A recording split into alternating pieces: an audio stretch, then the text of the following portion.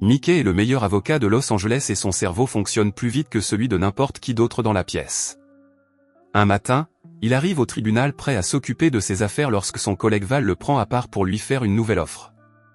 Le fils d'un milliardaire nommé Trevor a été arrêté pour agression et a besoin d'un avocat. La rémunération est énorme, Mickey accepte donc le travail sans hésiter. Avant même le début du procès, Mickey rend visite à son client actuel, le chef d'un gang de motards. Mickey veut savoir pourquoi ses honoraires n'ont pas encore été payés. Le chef du gang tente de le calmer en lui promettant que l'argent arrivera. Quelques minutes plus tard, l'audience commence et Mickey demande immédiatement au juge un délai d'1 mois pour rassembler des témoins et des preuves. Le juge accepte. Le chef du gang est furieux. Après l'audience, Mickey se rend au poste de police pour rencontrer son nouveau client, Trevor. En chemin, Mickey remarque qu'ils sont suivis par un groupe de motards. Il ne s'en émeut pas le moins du monde. L'un des motards s'approche et presse Mickey de faire libérer rapidement leur chef. Il tente de jouer la carte de la loyauté, affirmant qu'ils sont pratiquement une famille et qu'ils engagent toujours Mickey. Mickey écoute, négocie et, une fois les $10 000 versés, accepte de l'aider. À la gare, Mickey rencontre Trevor et accepte officiellement l'affaire. Trevor est soulagé, mais aussi visiblement bouleversé. Il insiste sur le fait qu'il a été piégé et dit n'avoir jamais entendu personne. Plus tard dans la journée, Mickey travaille rapidement. Il convainc le juge de changer le statut de Trevor de détention provisoire en détention à domicile. Trevor devra porter un bracelet électronique à la cheville pour s'assurer qu'il ne s'enfuit pas, et le procès est prévu pour la semaine suivante. Le lendemain matin, Mickey et son assistant, Frank, arrivent au bureau d'Anna. Anna est là, son assistante est là, et Trevor est là aussi. Avant même que la réunion ne commence, Mickey établit une limite claire. Il précise que le client est Trevor, et non sa mère, et demande à Anna de sortir. Une fois la situation réglée, Trevor commence à expliquer ce qui s'est passé la nuit de l'agression présumée. Il raconte qu'il buvait dans un bar lorsqu'il a remarqué une hôtesse nommée Lisa qui s'approchait d'un autre homme. Après s'être séparés, Lisa s'est approchée de Trevor et lui a remis un mot avec son adresse et ses tarifs. Et lorsque Lisa a quitté le bar, Trevor a suivi l'adresse, convaincu qu'il passerait une nuit intime avec elle. Au début, Lisa l'a accueilli chaleureusement, mais dès que Trevor est entré, il a été frappé par derrière et a perdu connaissance. Quand Trevor a repris connaissance, il était confus de voir les agents de police qui l'arrêtaient. Le visage de Lisa était gravement contusionné, comme si elle avait été battue. Après avoir écouté la version de Trevor, Mickey a demandé à Frank de la comparer avec la déclaration de Lisa à la police. Selon Lisa, Trevor l'avait agressée dès qu'elle avait ouvert la porte, avait tenté de la violer et l'avait même menacée avec un couteau. Quelque chose ne collait pas pour Mickey. Il a insisté à nouveau auprès de Trevor, s'assurant qu'il n'y avait rien à cacher. Trevor affirmait avoir été piégé et répétait qu'il disait la vérité. Ce soir-là, dans un bar, Mickey et Frank ont repassé l'histoire. Mickey n'arrivait pas à comprendre. Si Trevor s'était évanoui, alors qui avait frappé Lisa si violemment? Mickey a dit à Frank d'enquêter plus en profondeur. Le lendemain matin, Frank s'est présenté chez Mickey avec les enregistrements des caméras de surveillance du bar. La vidéo montrait Lisa avec Jack. En l'analysant, Frank remarqua quelque chose d'important. Jack était gaucher. Ce détail déclencha quelque chose. Les ecchymoses sur le côté droit du visage de Lisa correspondaient à un coup porté avec la main gauche. Convaincu d'avoir quelque chose de solide, Mickey se rendit au bureau du procureur pour échanger des informations.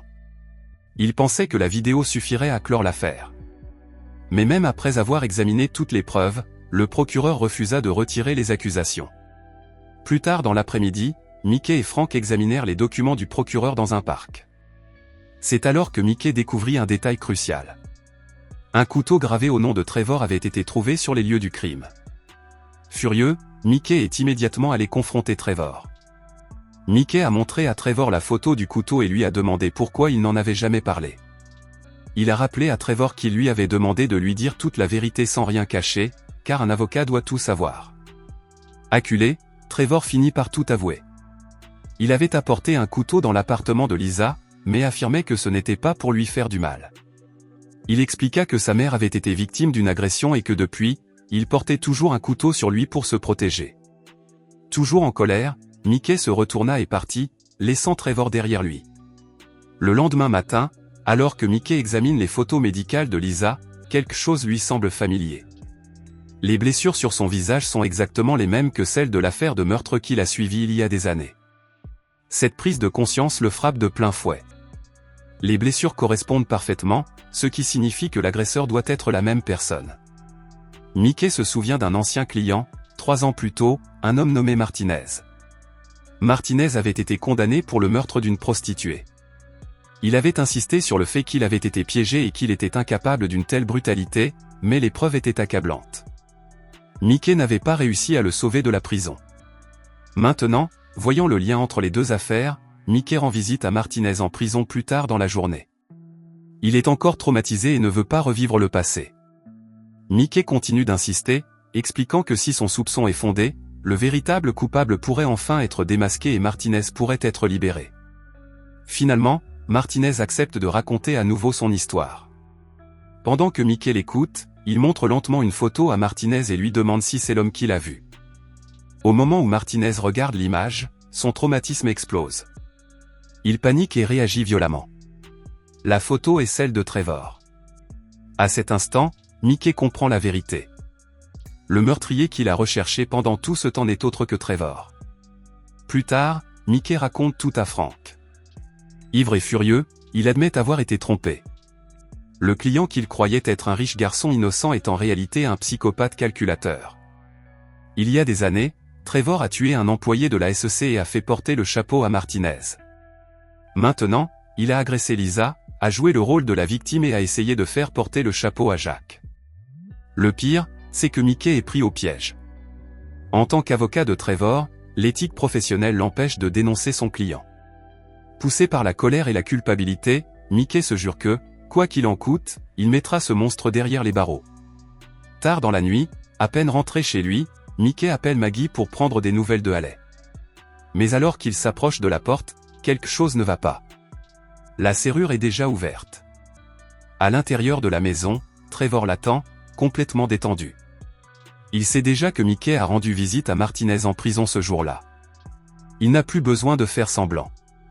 Trevor avoue ouvertement avoir tué une prostituée il y a 3 ans et avoir piégé Martinez.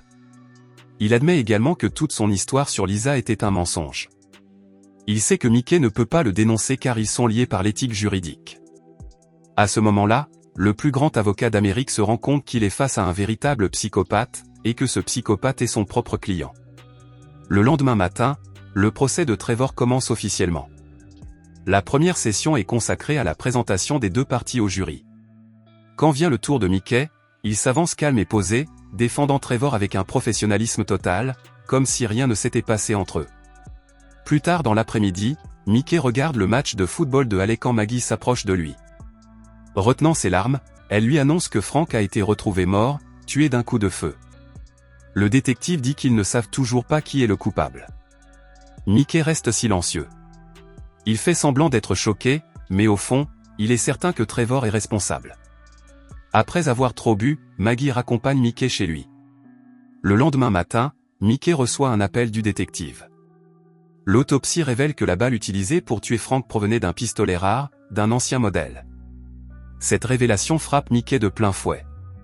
Trevor a volé son pistolet et tente de le piéger. Cet après-midi-là, le procès reprend. L'accusation appelle son premier témoin, Jack. À la fin de son témoignage, Mickey intervient. Sous pression, Jack commence à s'effondrer devant le juge et le jury. À la fin de l'audience, Mickey est arrêté à la sortie du bâtiment par la détective. Elle lui remet un mandat de perquisition. Mickey est désormais considéré comme suspect dans le meurtre de Frank. Lors de la perquisition de son domicile, la police trouve un étui à pistolet qui correspond exactement au modèle utilisé pour le meurtre. Mickey explique calmement que son arme a été volée et qu'il n'a aucune idée de qui l'a prise. Compte tenu de leur longue relation, la détective le croit, du moins pour l'instant. Cet après-midi-là, dans un bar, l'assistant de Mickey lui apporte une liste des témoins que l'accusation a l'intention d'appeler.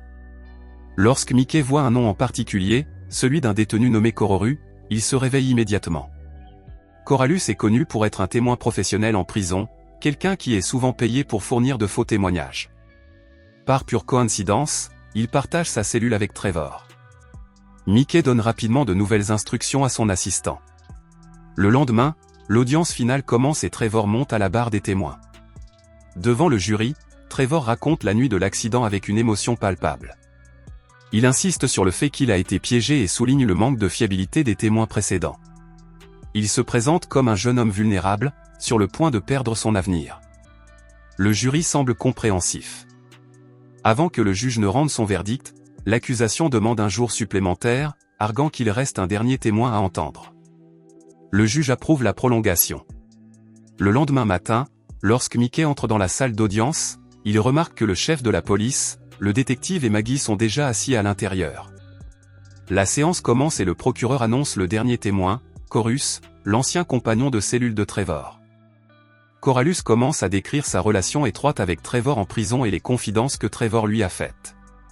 Selon Corallus, Trevor a parlé ouvertement de ses crimes passés. Trevor admet non seulement avoir battu et tenté d'agresser Lisa, mais aussi avoir tué une prostituée des années auparavant. Il se vante d'avoir échappé à la justice en piégeant un innocent nommé Martinez. Le chef de la police est visiblement bouleversé et quitte brusquement la salle d'audience. Trevor panique. Il n'a jamais dit ces choses à personne en prison. Mickey semble tout aussi confus, feignant de ne pas comprendre comment Coralie peut savoir tout cela. Mickey n'a jamais essayé de convaincre le juge ou le jury. Son véritable public était le chef de la police et le détective. Il utilise ses talents pour mettre Corus sous pression sans relâche, le coinçant jusqu'à ce qu'il ne soit plus en mesure de répondre. Avant de rendre son verdict, le juge demande une brève suspension. Dans les toilettes, Trevor explose de rage, pleinement conscient que tout cela était un plan de Mickey pour le piéger.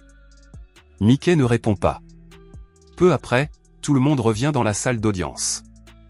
Après avoir examiné tous les éléments, le juge déclare Trevor non coupable. À la sortie du tribunal, Anna remercie Mickey d'avoir sauvé son fils bien-aimé. Mais à ce moment précis, le chef de la police arrive soudainement et arrête Trevor pour le meurtre d'un employé de la SEC commis l'année précédente. Alors que Trevor est emmené, Mickey s'approche lentement de lui et lui rappelle à voix basse de ne jamais sous-estimer le meilleur avocat du pays. En libérant Trevor de l'accusation d'agression, Mickey a rendu possible son inculpation pour meurtre. Avant de rentrer chez lui, le chauffeur de Mickey lui remet une arme, au cas où. Le chauffeur le félicite, soulignant qu'une autre affaire traitée par Mickey s'est conclue avec succès.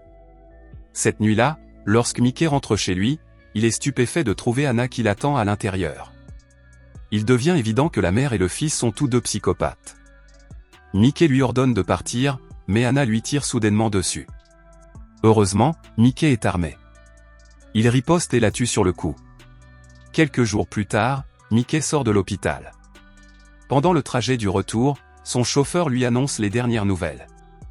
Martinez a finalement été libéré de prison et Trevor a été arrêté une nouvelle fois. Cette fois-ci, le chef de la police a réuni des preuves concrètes le reliant au meurtre commis il y a 3 ans. Le gang de motards se présente à nouveau. Mickey reste calme et demande à son chauffeur de se garer. L'un des motards s'avance avec une requête.